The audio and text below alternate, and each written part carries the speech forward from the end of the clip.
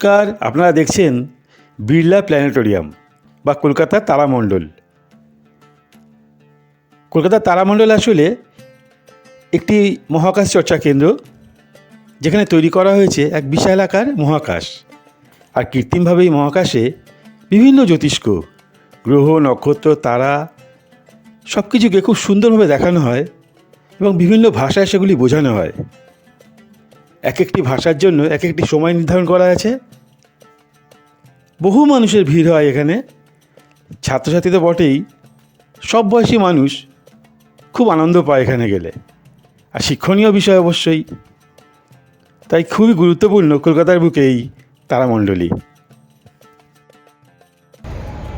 কলকাতার মধ্যে দর্শনীয় স্থানগুলির মধ্যে একটি বিখ্যাত জায়গা হলো এই বিড়লা প্ল্যানেটোরিয়াম।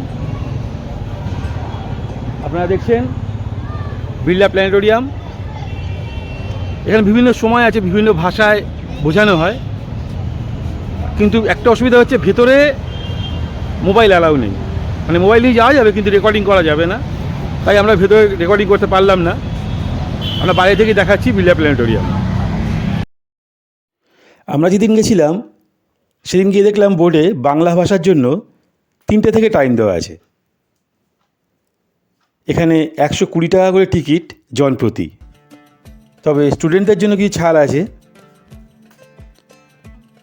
এই হচ্ছে টিকিট কাউন্টার। এখান থেকে টিকিট কেটে মূল ভবনে প্রবেশ করতে হয়। মূল ভবনের দরজা সামনেই। খুব আফসোস হলো ভেতরে যেহেতু ভিডিও রেকর্ডিং করা যাবে না, তাই আপনাদের পুরোটা দেখাতে পারছি না।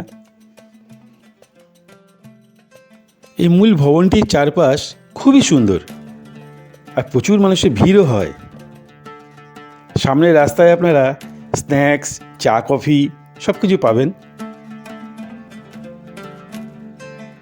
আর এই সামনের রাস্তা দিয়ে সোজা গেলেই ময়দান মেট্রো, রবীন্দ্র সদন মেট্রো সবই পেয়ে যাবেন, এবং বাসেও খুব অ্যাভেলেবেল, অনেক বাস পেয়ে যাবেন আসার জন্য। এখানে একটা জিনিস লক্ষ্য করলাম, ছাত্রছাত্রী সহ বিভিন্ন বয়সী মানুষ তো আসছেন প্রচুর বিদেশি মানুষও।